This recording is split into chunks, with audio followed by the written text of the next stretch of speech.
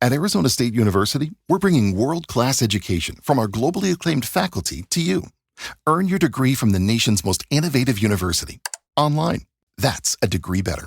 Learn more at asuonline.asu.edu. I'm going to put on my L stick while we talk. You'll just have to apply your lipstick while we talk. Sometimes Allie leaves those in the social videos. I can't tell if it makes me look like the stepmother villain in like a live action Disney movie or if I like it.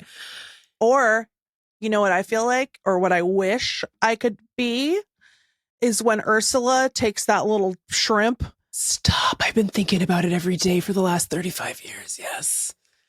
So good. Ursula really had it going. She had it going on. It's so true. Mm. You know who loves when Allie leaves it in? Is the viewers.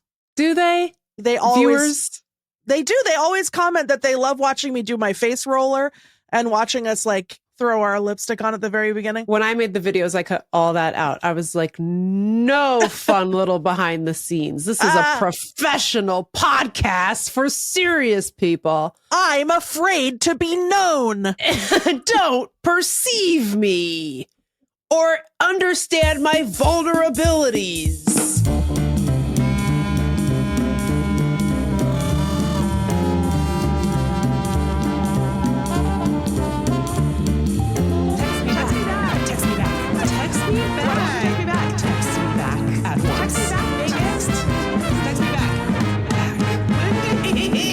Anyway, welcome to Text Me Back Podcast. It's really the only podcast. That's what they're saying. Welcome to Text Me Back Podcast, the Joe Rogan of the left. I'm Joe Rogan. And I'm the one guy who made a really bad joke about Puerto Rico, and we all thought it was curtains for Donald Trump. But then it not only wasn't curtains for Donald Trump, he made inroads with the Latino community. That's me. I'm that guy. What's that guy's name? Hinchcliffe. Hinch Tony. Frickin' T-Boney. What I wanted you to say was also, and I'm Joe Rogan, can we try it again? Welcome to Text Me Back Podcast, the Joe Rogan of the left. I'm Joe Rogan. I don't want to do that. I thought about it and thought it would be funnier if I do this other stupid thing, which also wasn't funny. So it's like both versions weren't that good. I thought yours was funny. I liked when you couldn't remember Hinchcliffe and then I got to say it. Okay. But you got Hinchcliffed. Now I feel like you're mad at me for trying to get you to say, and I'm Joe Rogan. Lord, you always think I'm mad at you, and I haven't even done anything wrong. No, if you're mad at me, if you're mad at me, I'm the one that's done something wrong. No, because you're accusing me of behaviors I have not committed, which is hurtful to me, because it makes me think you perceive me as some sort of dickhead. No, which I am, by the way. I am. But still, no, I'm sorry. You're right. That's me laying a guilt trip, and I didn't mean it. You're projecting upon me. What I meant to say was, I'm sorry that I tried to military strongman you into saying that you're Joe Rogan. You threw a military parade through the District of Columbia, and nobody came to it. That's what you did just now. It's true. It's literally. By the way, you know what I never mentioned?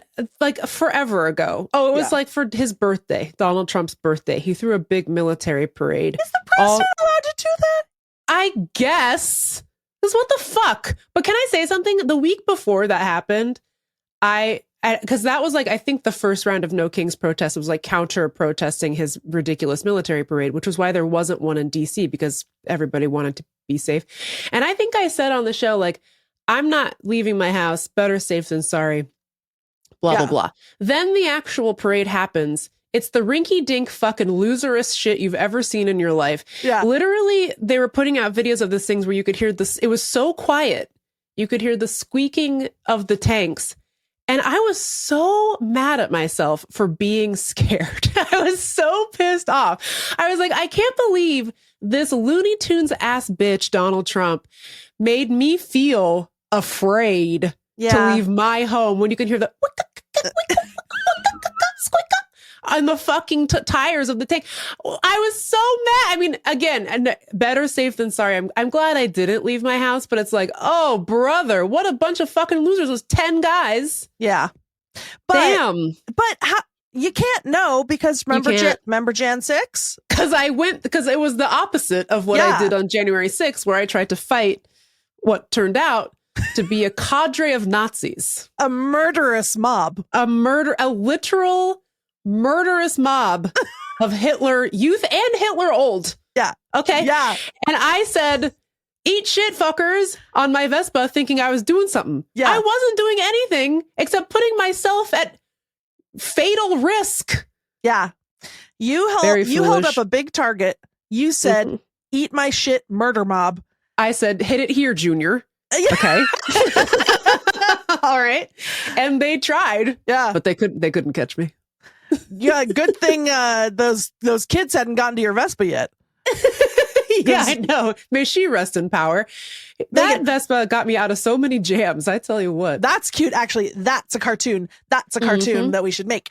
Can you make your little Vespa beeping noise? Meep meep.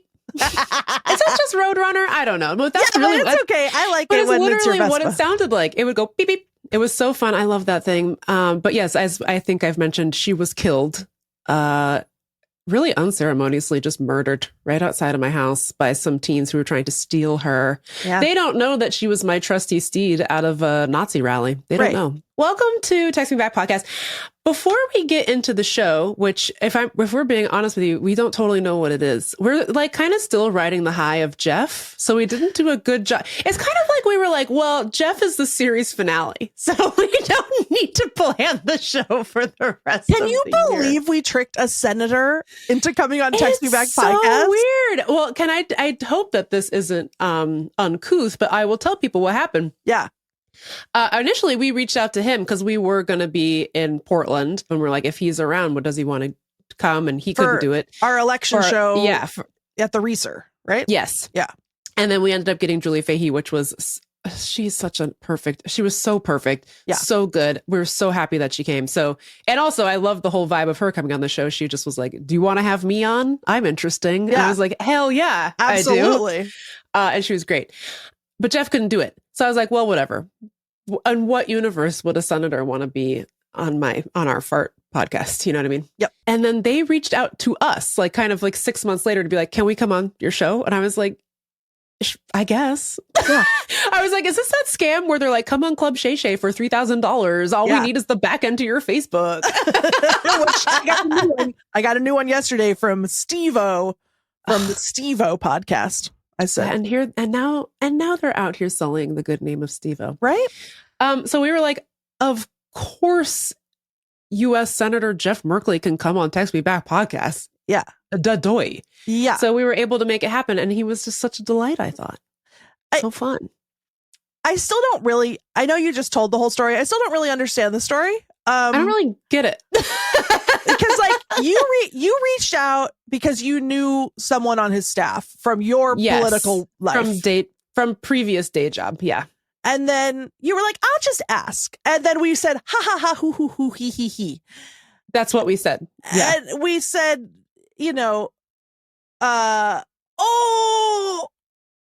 okay.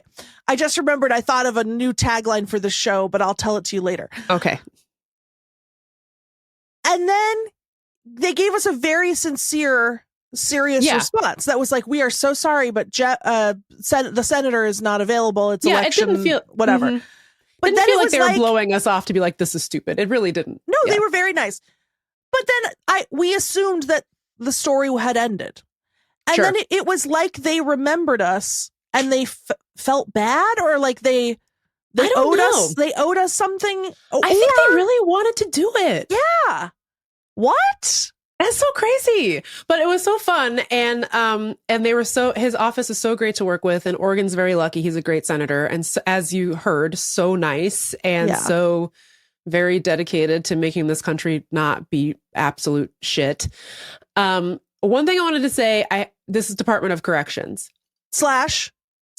We done it again. Is that what it was? Done it again? Okay. I said, because I was sure I had read this about Cory Booker's very long floor speech where he broke many records. I said last week that they can take bathroom breaks. They just cede the floor to another senator asking a question or whatever, and then they run to the bathroom and then come back. because I was certain I had read that about Cory Booker, and maybe they did technically it was two different types of filibustering, holding the floor. Who knows? I'm not the goddamn Senate parliamentarian. Okay. I wish you were, Megan. I literally wish I was, because then we would get some shit done in this country, folks. Unfortunately, that spot is already taken by Steven from Real World Seattle. That's what they're saying. Anyways, his staff like very jokingly and lightheartedly reached out to be like, correction. He did not get to take any bathroom breaks. In fact, like the rules state that he has to stay there under his own power. So if you're like, so say you're filibustering in the Senate and you're like, I just want to lean on this little assistive device. Nope. No. Banned. You lose. And then your talking is over. Yes, Lindy? What if you're disabled? Well, I think the definition of your own power whatever potentially is your depends on standard. the person. This is truly just a guess. It could be something heinously ableist in the rules, and I just don't know. I don't know. Sure. But that's just my suspicion, but I'm not totally sure. Anyway, so it sounds like Jeff was like training for this moment, like, you know, going without water for a while just to see if he could like make it. And he made it 22 hours. Yeah. And they also told me the only thing you can drink on the Senate floor is water. So they had to meet him after with some Gatorade. He had to get some electrolytes in ASAP at the end of the 22 hours because he was, you know, like dehydrated.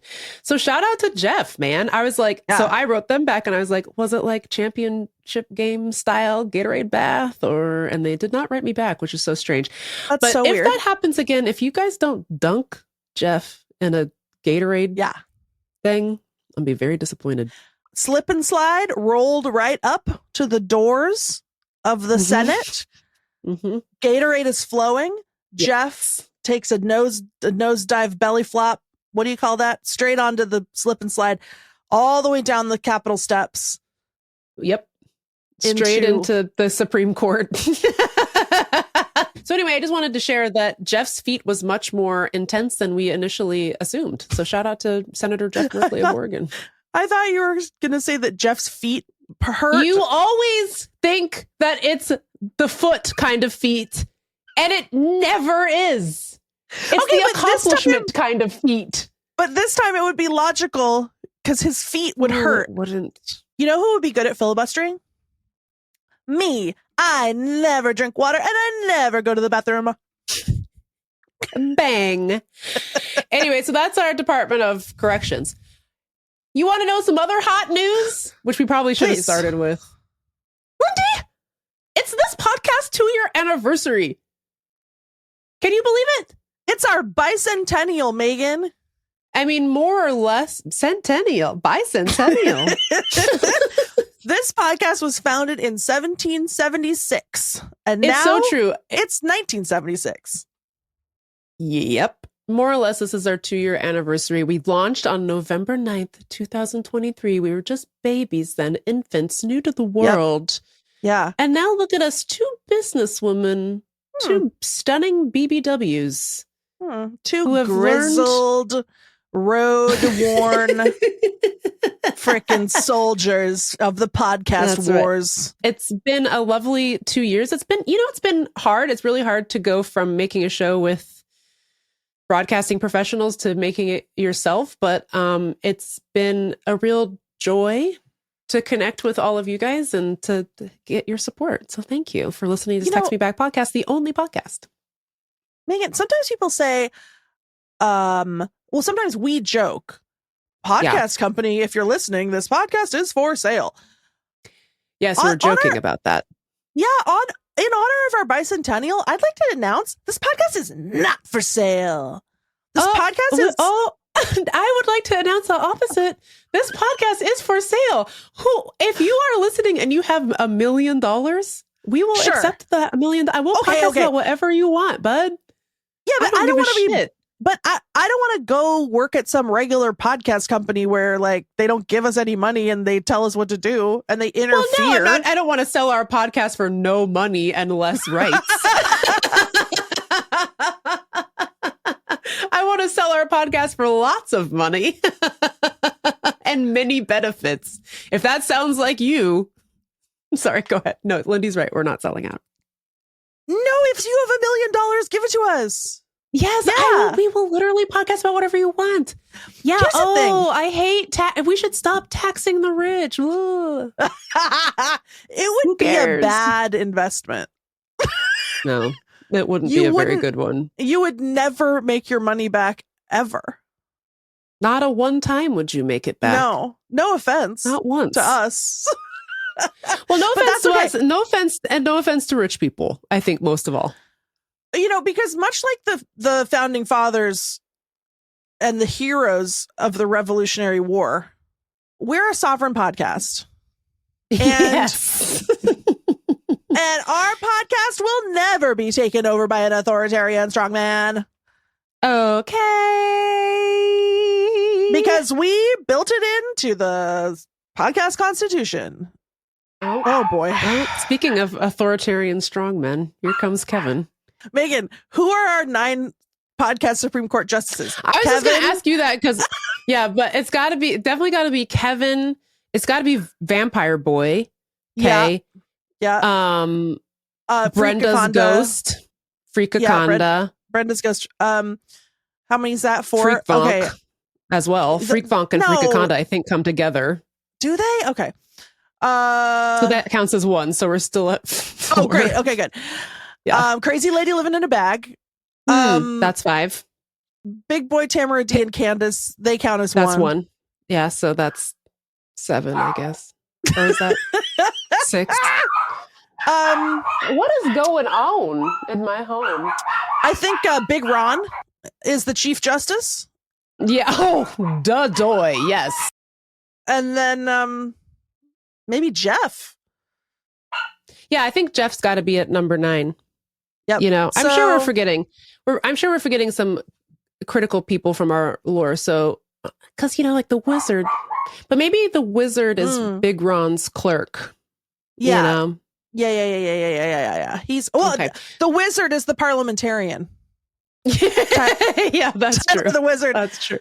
Anyway, in honor of our bicentennial 2-year podcast birthday celebration.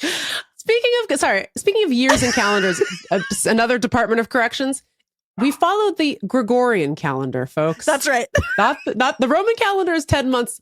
Actually, maybe Lindy does follow the Roman calendar. That one's only 10 months. So I don't know. But please continue. I'm so sorry. Is there a Roman calendar where 10 months is 20 That's months? 18 months. Yeah. I would love to have 20 months. In honor of our birthday, I made up a new tagline. I think while I was mostly 98% asleep.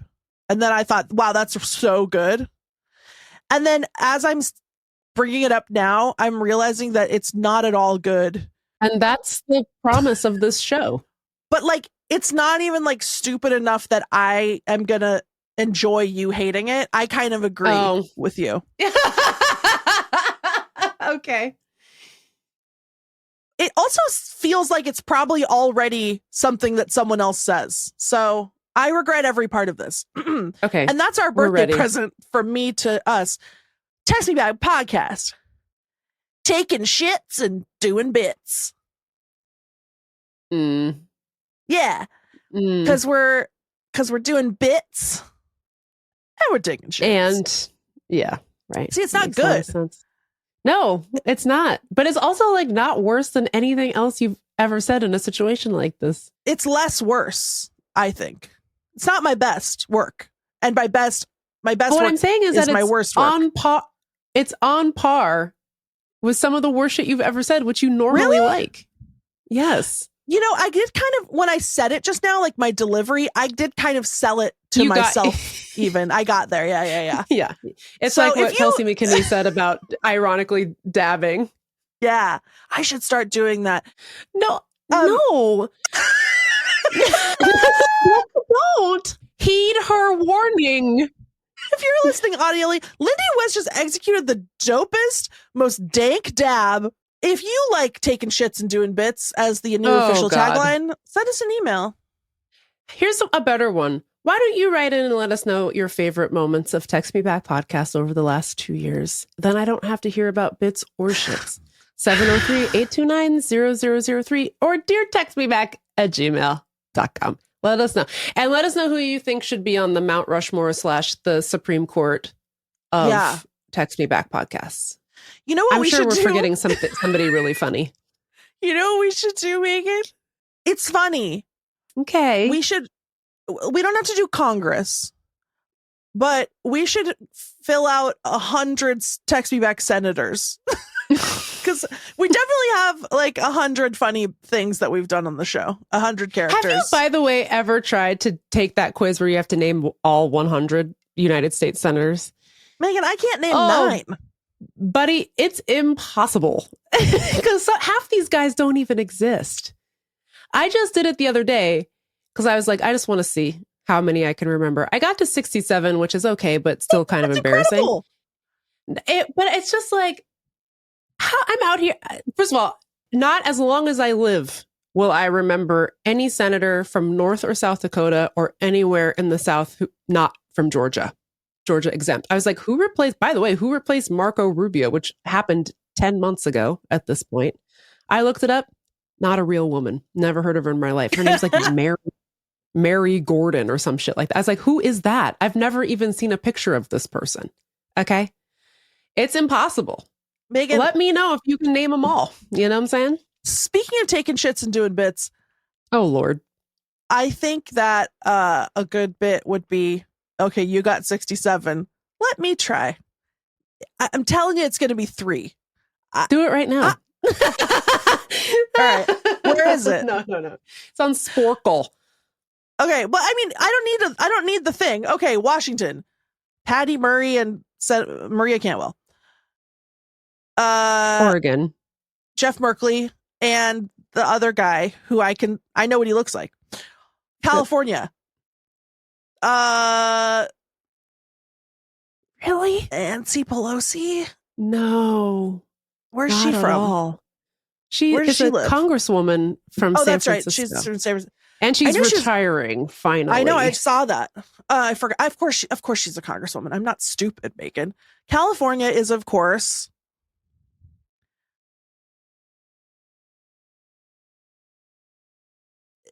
Jerry Seinfeld. Oh my God. Adam Schiff. Adam. There you go. Yes. And his friend, Barbara Boxer. His friend. I mean, you know what? I'm going to accept Barbara Boxer because she was at one time a United States. It's been like probably 10 years. That was a joke. I think my dad knew her. Stop it. Arizona, John McCain. Nevada. Yeah, Arizona only has the one, and it's the corpse of John McCain. Okay. Bernie Sanders, Vermont. And you know the other guy from Vermont, too. We just learned it last week. Oh, from yeah. Jeff. Boy, Peter Welch. Yes! Howard Dean.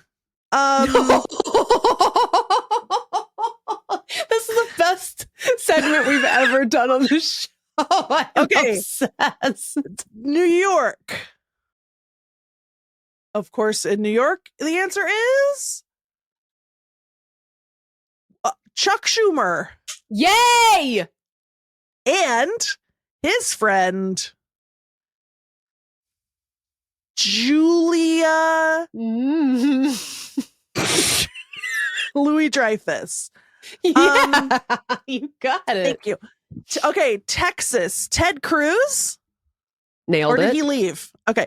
He's still there, Ted Cruz unfortunately. and his wife. Yeah. Michigan.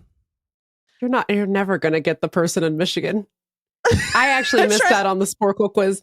I missed Alyssa Slotkin. She's one. Yeah. But you know the other guy because you rode a plane with the other guy famously. Rode a plane? Yes, and you were like, who is that?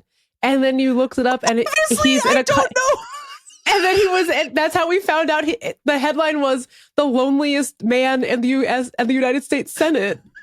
Okay, because he was the only freshman Democrat who got elected that year.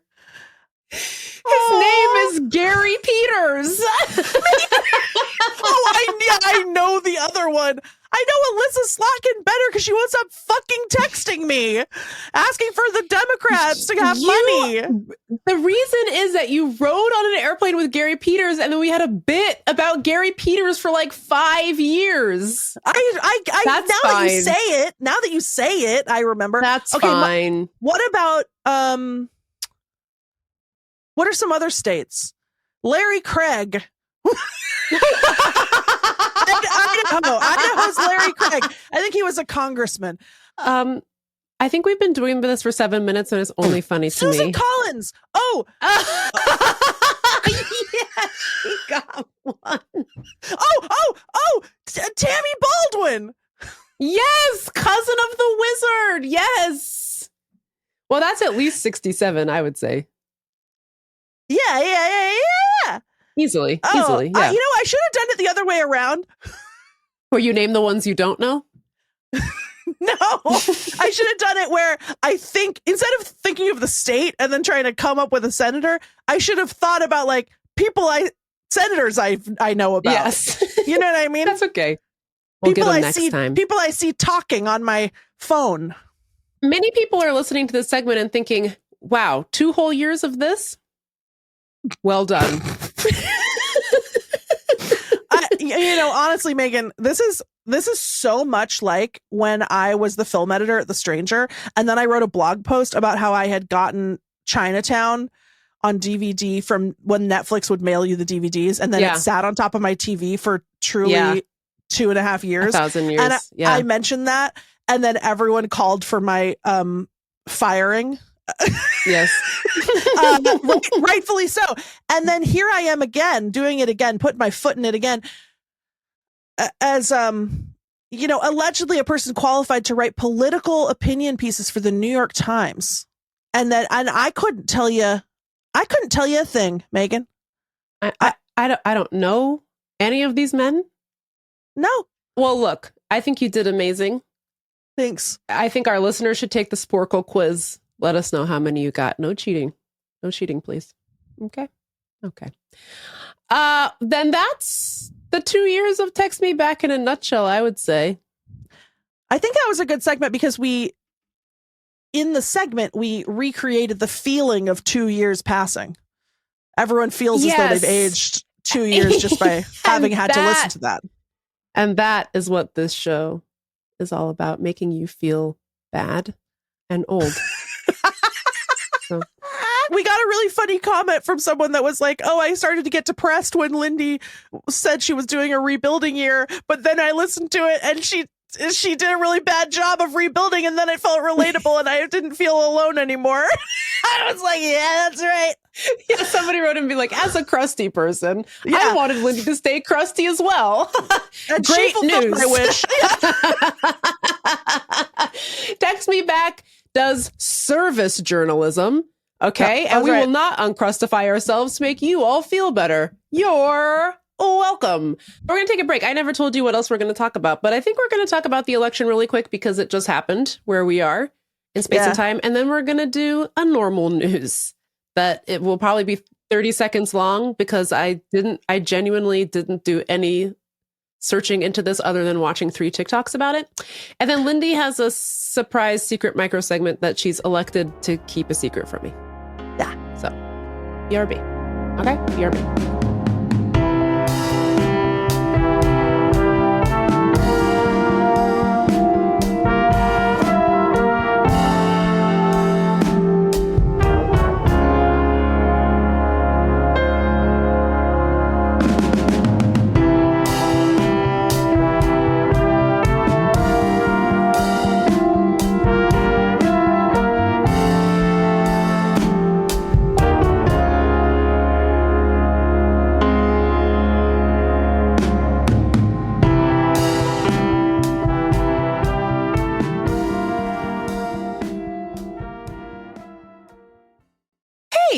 It's Text Me Back Podcast. And we're back.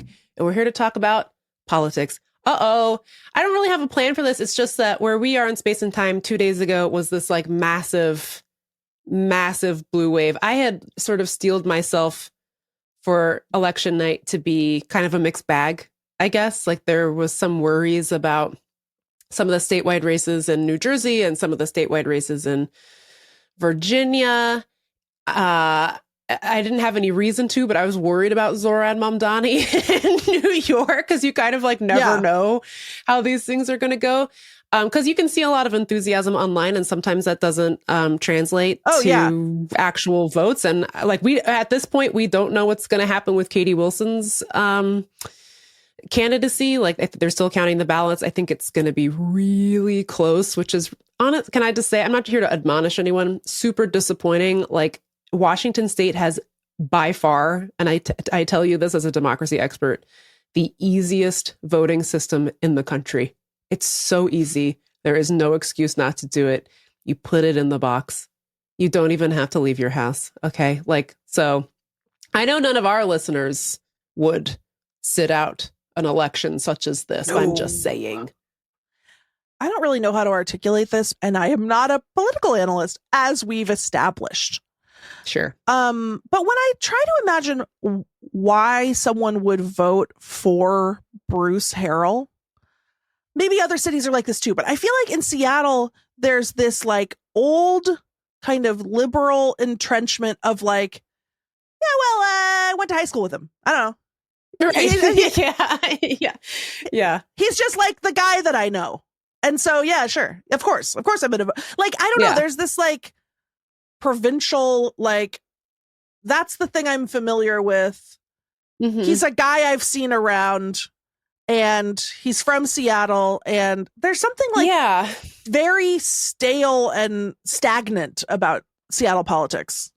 Seattle has had a series of very weird mayors that, with a few exceptions, that really don't match up with the stereotype about Seattle, which is that it's lefty, it's hippie. Yeah. Everybody's asking for pronouns at all times of the day and night. Every hour on the hour, you're getting asked your pronouns or whatever. Seattle has a very, generously, I'll say, small c conservative streak. A lot of nanny state tendencies, like Michael Bloomberg-esque, like, oh, we got to tax the sodas and, you know, like that kind of totally. Kind of political vibe. You know, they banned lap dances, and it's very conservative and it's very insular. It can be like that. And so it's kind of like what friend of the show, Brett Hamill, says. He tweeted about this once like 7 years ago, and I thought it was a real like sociological study, but it's not. He just made it up. But it's so true, which is that like people are more willing to vote for a very lefty candidate if that candidate is going to DC, going away from town, right?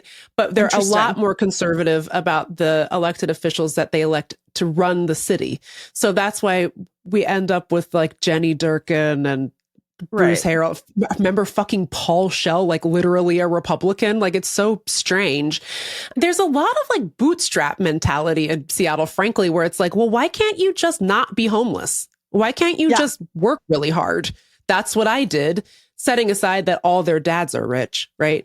It's a very weird vibe of Seattle where there's a lot of people who I think dream of and want a better world, but don't like the pain points of creating it. I cannot tell you how many white liberals have said, why can't we just buy them a bus ticket? Because it's more than one. Okay. That like ostensibly like vote for Joe Biden or Kamala or whatever. Still think that like the solution to homelessness is just to pack everybody up and make them go be homeless somewhere else. It's like, well, that doesn't actually solve homelessness. That just shuffles homelessness from point A to point B, you see. But of course, I think for a lot of people in Seattle, it's like, I don't actually care. I do not want to see that. And so the pain points of solving the problem are too much, I think, for a lot of people to overcome. And if you think that, by the way, or if you think that you're being very generous and progressive by saying that you think a great solution is a tiny house village where homeless people get to like live in little coffins with no bathroom or whatever, which like, sure, better than nothing. But are those the two options? Being like, well, you're not good enough for a real house or like a real apartment, which we do have. But we need you to know that symbolically, you have to live in this garden shed. Yeah. And be like monitored by a supervisor. I don't know how those work, but I think there's like a staff that like makes sure you're like not drinking like an RA or whatever. Like an RA. So stupid. Like if you think that unhoused people deserve that, but you don't, you are dehumanizing them as much as any Republican. I made a video about this for our newsletter, by the way, always free. Newsletter me back, because here in DC, I've talked about this before. DC is in a very unique position. DC is not like any other place in the country. We don't have a governor. We're not a state. Okay. We don't even have control over our own National Guard. You might remember that from January 6th, when the only person who has the authority to call in the DC National Guard is Donald Trump. Did he call them in? No, girl, he did not. So he can like send troops pretty easily into DC because we're a federal district and he doesn't need anybody's permission or whatever. He controls it, right? So one of the first things he said he wanted to do when he became president was the president, of the United States was like, I want to do homeless encampment sweeps throughout the District of Columbia. He just wants to like erase the visibility of homelessness in the city. And it's such a crazy and deranged thing to do. And yet, I think that's been a central pillar of every single mayoral administration in Seattle since I was a kid. That's a very mainstream thing to believe in, even among Democrats in Seattle. And I was like, so again, I get that there's going to be some pain points, but if you're rocking the NIMBY ideology, you are in league with Donald Trump. Like he agrees with you that we should just buy them a bus ticket, whatever the fuck that even means, you know? Look, I'm just throwing it out there. Say the person living in their RV in front of your house, took a shit on your lawn and you hate that. And I'm sorry, that's gross.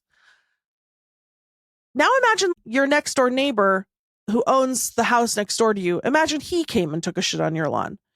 Do you think that the government should come with a bulldozer and bulldoze his house down and take all of his stuff and throw it in the garbage? Or do we already have a system? Feel free. Yeah. Call 911. Someone pooped on my lawn. Sorry, we have to go terrorize people and destroy their belongings? Also, like one of the reasons that we know that doesn't work is because we've been doing it for like 100 years and it didn't work. So maybe we could just give people apartments. I don't know. If only there were people who studied this and had data on what's effective and what's not. If only. Because that's the thing. If so when I used to drink, I would get into conversations with random men sitting at bars and they always are like, well, it's just really complicated and no one knows how to fix it. I would argue that they do. And it's not. They do know. They don't like the solution because it involves having to be aware of other people and feel empathy for them. And we struggle with that as a nation. And people have like a revulsion to people who need help. And they want to believe that it's the same as weight loss. It's like they want to believe that like people, like fat people are doing something bad and they're morally bad. And therefore, I was just gonna say that, yeah. And like, people who are poor or people who are unhoused or whatever, or who are struggling with addiction or any number of things, that like they did something wrong and you did something right. And therefore, if they are helped collectively by the community or by the government, that's not fair to you somehow. Yeah, it takes something from you. Yeah, because you're good and they're bad. I think one of the most deep-seated myths upon which this country is founded, like that just lives, I think, in all Americans' DNA to a certain degree, is that poverty is a personal failing, right? Yeah. And then everything that stems out from there is because of something that you did, that it's your fault, right? When like a lot of people, potentially most people who end up unhoused have jobs. It's not a matter of working hard or not working hard. That's really not what it's about at all. And same is true for lots of other oppressed groups that are frequently blamed for the troubles that happen in their communities. You know what I mean? Yeah. And I just think it's so interesting when you have somebody like Zoran Mamdani or Katie Wilson come and say, it doesn't have to be like this, you know, like there is enough money and resources in this city to provide people the help that they need. To see the people come out of the woodwork to kind of like be the parents from Get Out, to be like, look, I'd vote for Zoran Mamdani for a third term if I could, but you know, who's going to pay for it? You know, it's always like some shit like who's going to pay for it. And I know we don't need to get into who's going to pay for it on this podcast, but it's so interesting because we have figured out ways to pay for so many things. Okay. Including so many things. Brand new ballroom for our president. Okay. We've got stadiums. We've got wars. We can't have apartments. We can't have food. There's no money for food. We sent $20 billion to Argentina, and you're telling me we don't have any apartments? Is that what you're telling me? What? You know what I'm saying? And it's always like those well-meaning liberals, quote unquote, who are just like, well, hey, it sounds great, but how are we gonna? It's like, well, I guess you wouldn't know because you've literally never tried. In your 50 years in public service, you've never given it a shot. That's why you don't know the answer to that question. Why don't you look it up? Why don't you go? Someone already figured it out. Why don't you go read the report? What if you really want to know? Washington has like, I don't know, 15 billionaires or something. No state income tax. Not a dime. Meanwhile, yesterday, Roya came storming into the dining room during breakfast. And Roya is a freelance theater producer. She helps people bring their show to fruition and tour and whatever, get grants. And Roya comes into the room. She says, I just got an email that says that starting on X date, anyone who sells tickets to a webinar or an online class has to charge sales tax now. Oh my God. And it's like, oh my fucking God, dude. She's like, I have to do sales tax for my webinar. Oh my God. You guys, I don't know if that's the solution. Meanwhile, gang, Jeff Bezos's boat has a boat. Yeah. You know what I mean? Yeah. Jeff Bezos's boat had a baby. And it's a smaller boat. And he doesn't have to pay tax on any of the boats. So Jeff Bezos's helicopter that lives on his boat is piloted by a smaller helicopter. And he gets to claim both of those helicopters as dependents for a tax break. Okay. This is not exactly the same, but it's like it's the same feeling, which is that yesterday in my algorithm, I got served a video or a news story or something about lowering my pet's carbon paw print. Hey man, how about there's not something the one else we doing could it. do? This is not Barry's fault. You will not put this on Barry's pumpkin shoulders. I just got served an ad. I was watching something on Peacock. I was watching a terrible show called Yes Chef, which I know I'm not going to be able to finish. It doesn't make any sense and it's very stupid. And I thought it might be good because, you know, who doesn't love Jose Andres and Martha Stewart? The show, the conceit of it's nonsense. Anyways, I got served an ad being like, oh, food needs in Washington state are increasing. That's why Amazon has been helping out West Seattle Food Bank. And we've expanded our program to Kent and Federal Way. And we'll keep giving food until the need isn't there anymore. And it's also passive. Like, oh, people in Washington need food. And we're going to keep giving food until they don't need it anymore. If only we could find out why it is that people don't have fucking food. And it's literally because of Amazon and their employment practices and how they pay dick.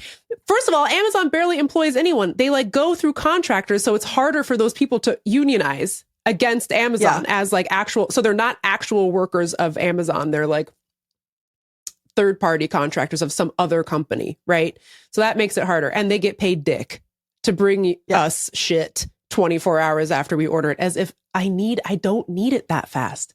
I really don't. Nobody does. Nobody on earth needs it within 24 hours. And I know a lot of you are listening to it and thinking, oh, but Megan, what about this one exception? I did need it within 24. I don't want to hear from you. I'm not talking about you. Look, we used to do without it. We used to do without it. You used to be fine. You would just go to Fred Meyer and buy it or wherever the fuck. Okay. Anyways, so to sit there and be like, well, I guess we'll just keep giving away food until people don't need food anymore. And who could say what is the causes? You're the cause. And I'm sure that's a tax write-off for them to give away food. Here's my spiciest take. Private charity shouldn't exist at all. Every example of a direct services nonprofit is an example of a massive government failure. And we all just act like it's fucking normal. It's not normal to get basic human services from the fucking Catholic Church. That's crazy. That is crazy. Like, why do we have food banks? People should just have food. What the fuck are you talking about?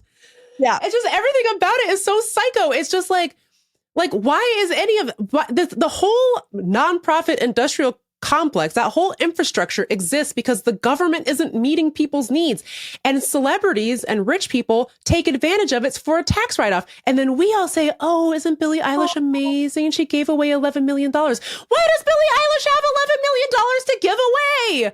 What are you talking about? Yeah. Anyways, just one woman's take. Yeah. And then people say like, well, that's not the government's job. Sorry. Oh, what is the government's job? Sorry. It's the Pope's job? Is it the Pope's job? Sorry, what is the government? What is the government then? What is the government? You tell me. What is the government if it's not to provide me with assistance in exchange for the money that I pay them? Hello? Huh? Hello? Huh? Huh? Oh, I'm sorry. It's better for Jeff Bezos to pick and choose which charities he wants to support instead of the government just covering all of it. Keep me posted. I don't like it. Anyway, I don't like it. Can I say Migs. this? Just about Election Day, I was ready for that to be a mixed bag. And I was so encouraged and so happy, even though like not every Democrat that won is like my favorite person, but it's such a good portent for the future, I hope. Is this durable? I don't know. Our country has very short attention spans. But I think what is encouraging about it is that clearly there were a lot of people who voted for Donald Trump who aren't necessarily a part of the MAGA movement. And unfortunately, I believe we need those people to get out of this mess. And if Tuesday was any indication, there's a lot of people who are pretty disgusted by what's going on, what they're seeing, everything. I mean, I think a lot of people think that like, oh, some of the stuff Donald Trump is doing is popular. It's not true. He's like the least popular president we've ever had on every issue, including ones that might surprise you, like including immigration. You know, like there's a lot of people who have like, who I strongly disagree with on immigration, who think, oh, well, they should follow the rules. They should wait in line. By the way, there is no line. If I can dispel any myth on this podcast, may I dispel the myth that there's some sort of line that immigrants get into and wait to become citizens. It's not a deli. Okay. All right. There's no line. Anyway, but even those people are like, well, I don't think I really signed up for indiscriminate snatching of people off the street. I don't really care for that. But anyway, congrats to Zohran Mamdani, who, by the way, won his election on the same day that Dick Cheney ate shit and died. What a beautiful poem. What a beautiful poem. And that's politics. Politics Corner. I hope you liked that. I feel like it was weird. Well, it was, the brief was, we celebrate the election of Zohran Mamdani. And then then something else happened. Yeah. I do celebrate the election of Zohran Mamdani. Of course we do. What a beautiful campaign that was, you know? Like, it just was like, it was so affirming. Like, by the way, I think this is something that we tend to do too. We put all of our hopes and dreams in a candidate. They don't deliver right away. Then we immediately get pissed. I say, let the man cook. Let him cook. You know, I think it's going to take a minute for him to get it together. He might end up being disappointing, but I think there are just people waiting in the wings to shout that like he didn't do what he promised he was going to do immediately. Right. And I just would say like we should not fall for that. Like I think it's going to take some time. The problems that are bearing down upon us are immediate and scary, but we won't be able to resolve them with the same immediacy. So what we really need to be thinking about is building a durable long-term movement. Like that's what I mean before is like, I feel like we tend to have a lot of voters in the States have short-term memories. And so it's like, well, it's just kind of based on how people are feeling every 4 years. Instead, we really need to be kind of like committed to a longer-term project, I think. I don't know how to get more casual voters to feel that way. And also, I don't get paid enough to figure that out. But as far as all of us are concerned, we still need to hold people accountable, but really start thinking about like a long-term vision as opposed to like, oh, this problem didn't get solved immediately, so this was a failure. You're never going to get anything fixed that way. That's why Seattle still does not have a monorail expansion. You know what I mean? Despite the letter that I wrote to Norm Rice when I was in the 3rd grade. By the way, was Norm Rice a good mayor? I just have like affection for him because he was the first mayor I remember. He wrote back to my letter. He said, that's nice. Good idea. Not right now. maybe 50 years now. I drew a picture of the monorail that I was envisioning for him. He just still decided not to do it. But that's great, huh? That's politics. We'll be right back with Lindy's surprise micro segment.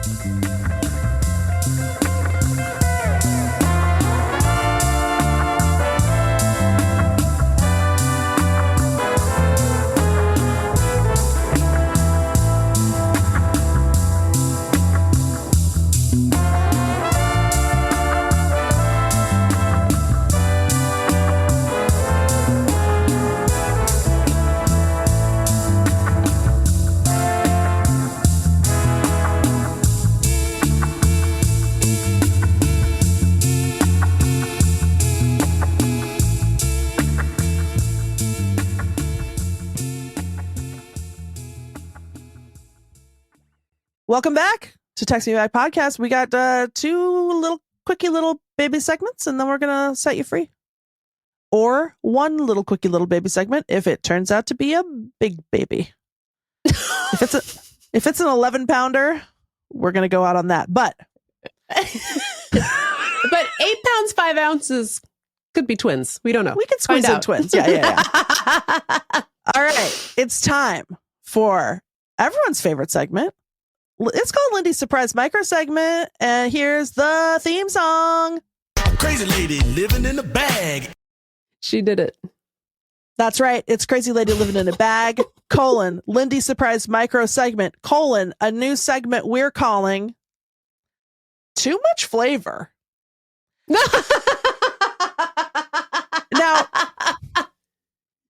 normally, this is a pet peeve of mine, actually. When people eat something that's good and then they say, I know exactly what you're going to say. It's too rich. Oh, I can only have 1 bite. Shut the fuck up. Shut the fuck up. Right?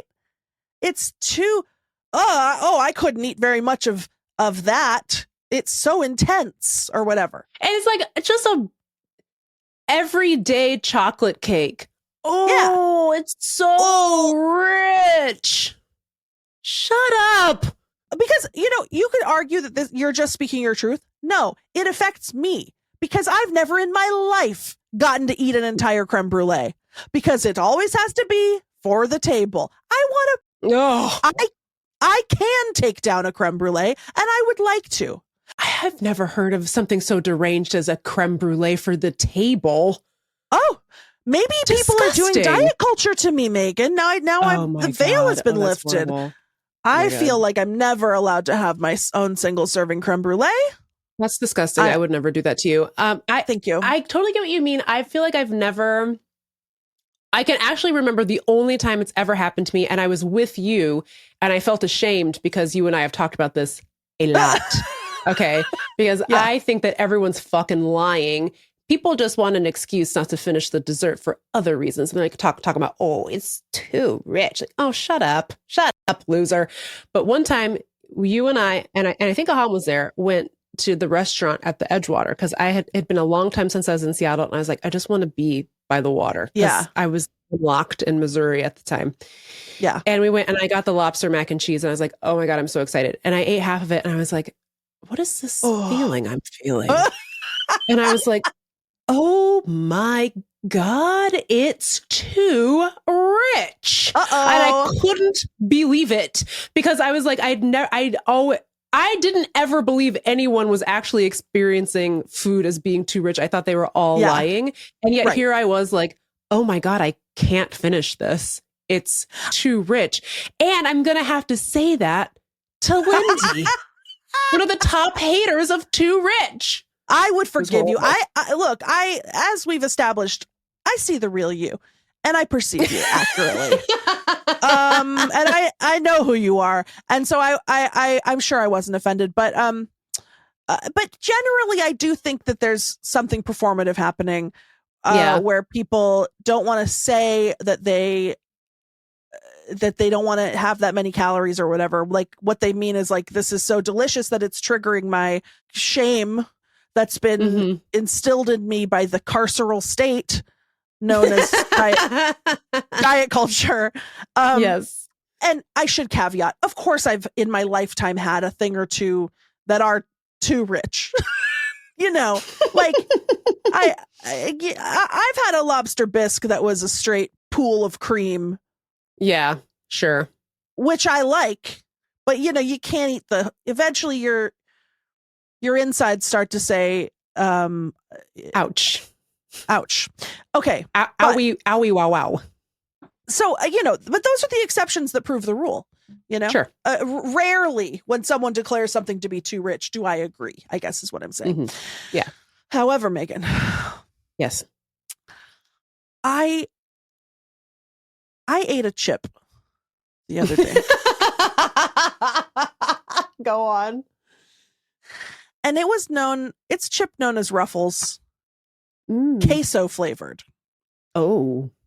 And I don't know if there's a difference between if there's like this one had Spanish on the label. So I don't know if it's a different product for a Spanish speaking market, perhaps made in Mexico.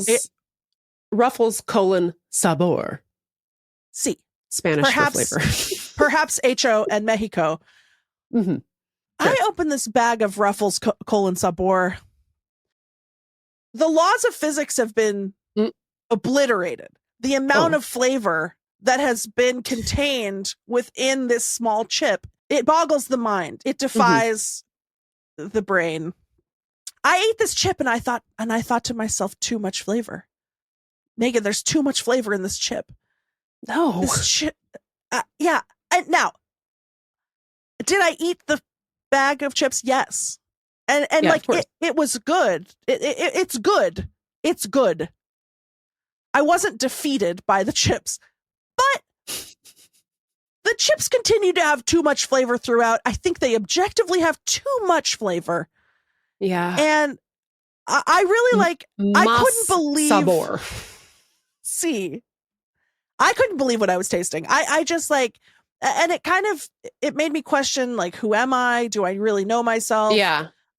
Is this menopause? Are my taste buds going through the change of life?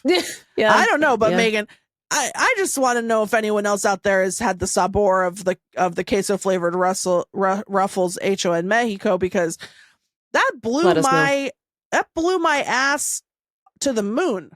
Not the ass. Not literally. Double I mean, like, cheeked up. Hella on a Thursday. Ass hella ass. on the moon on a Thursday afternoon. Damn. Well, if you're the Frito-Lay Corporation, get in touch. What the hell? On the telephone. Did you add mas sabor to the Ruffles? Did you? Or is it the same amount of sabor as before? I just don't know. I mean, this was like beyond a talkie level. Oh. Because I will say that a talkie is too much flavor.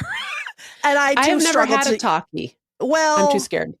It's like a bullet that pierces your tongue, made of like citric acid and powdered beef. I just like, it's crazy. And they like that? And the kids like it. Yeah, I don't know. Let us know if you've experienced el mas sabor in los Ruffles. I just wanted to say that I ate some chips. They had too much flavor. Okay. So if you've eaten those chips and you thought they had too much flavor, can you reassure me that I'm not doing diet culture and that I'm just having menopause. Thank you. Meagan, is it time for... It's the road, dude. This ain't no state property. This is private property. No. Sorry, I was looking for normal Here, I got news. it. Oh, here it is. I got it. Okay.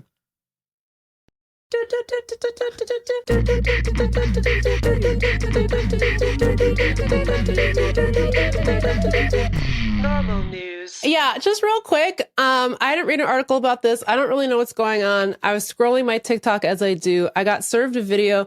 Sometimes this thing happens on TikTok where you get served a video and you're like waiting for the punchline, because I don't get anything across my timeline that is like sincere.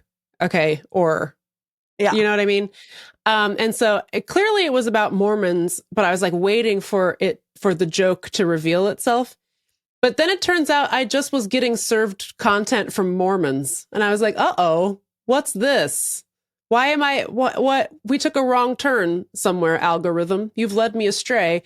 And this woman pops up on my For You page, by the way, wearing a Johnny Depp t-shirt that said like, trust Johnny or something. So right away I was like, what? I await the punchline, but off to a bad start with this comedy video, ma'am. Ooh. It wasn't a comedy video. She was going to a store that they have at, I guess, Salt Lake City called Deseret to get her new underpants, because the Mormons have changed the rules about underpants, and now women are allowed to wear tank tops. Under their clothes.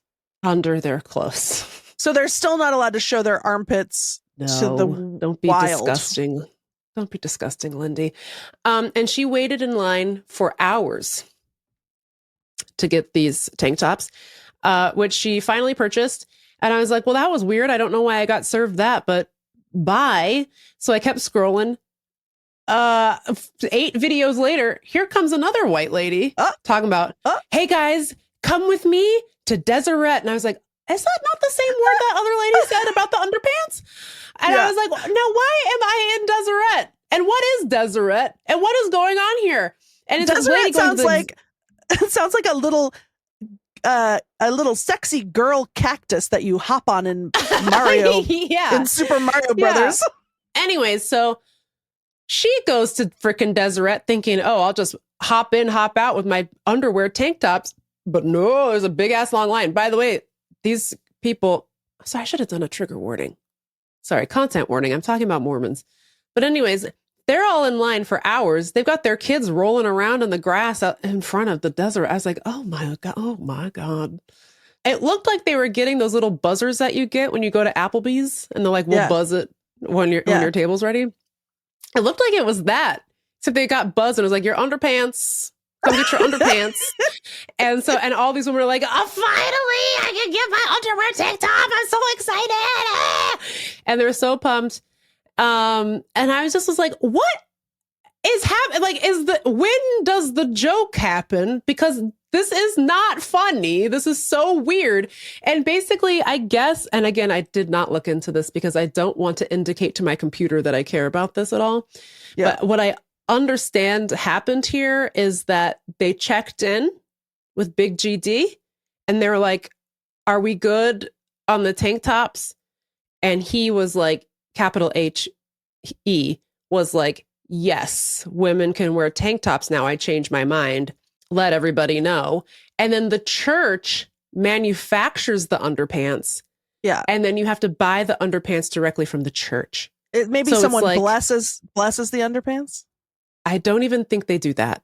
You just have to give Deseret $25 for a tank top or something.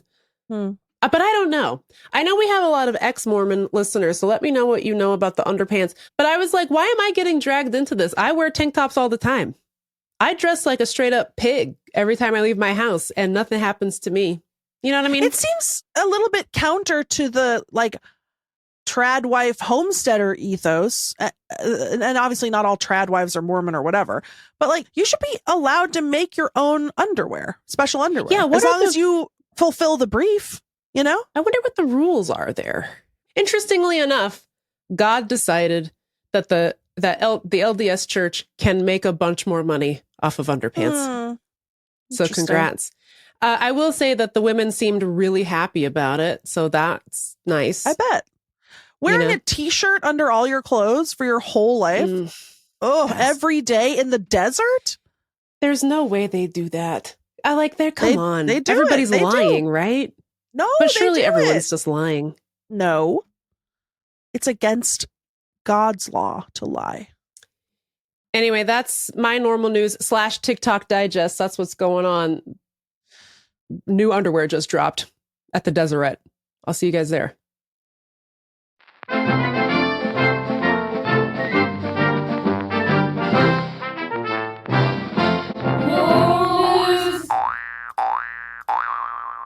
So good. Thanks, Hal. Normal news. I love how they say it. That's by one of our esteemed Jingleheimers, Hal.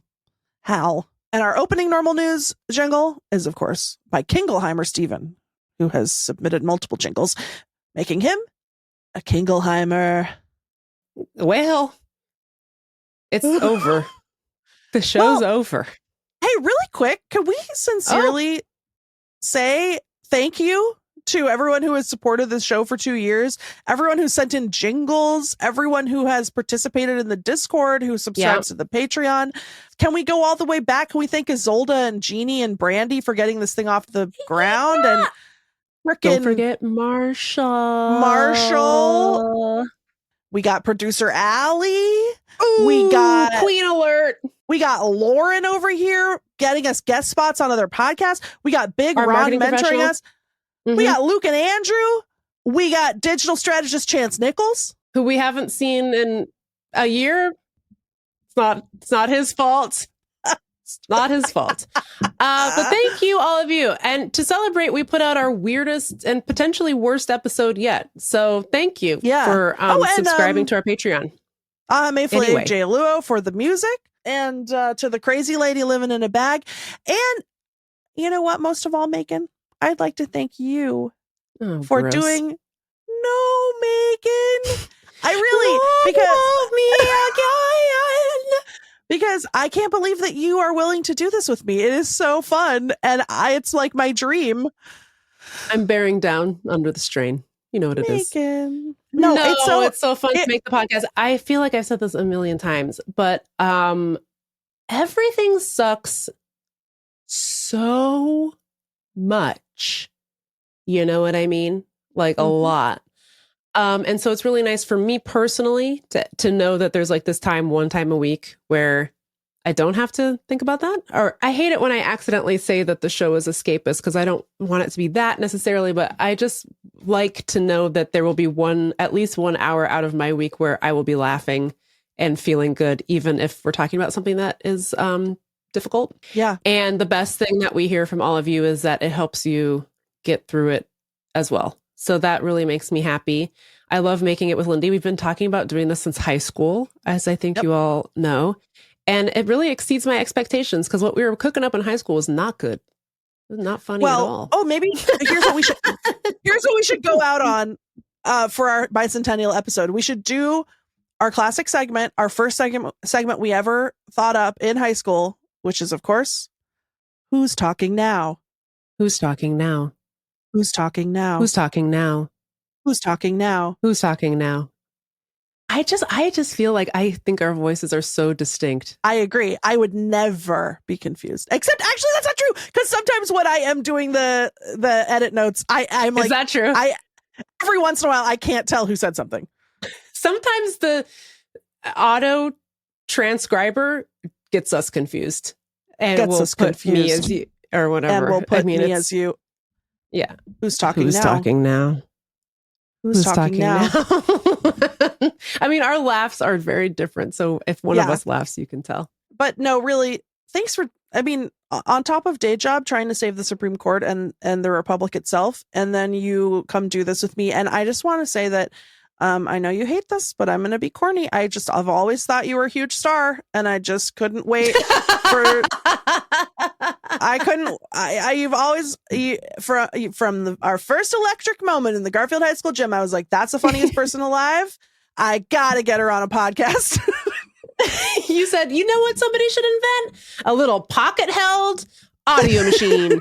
They should call it the iPod, and we should cast talking on it. They should call them podcasts. And you, ma'am, you should be on one. That's what you said. I was so crazy. I remember it so well because I was like, wow, she sounds like freaking Marty McFly over here.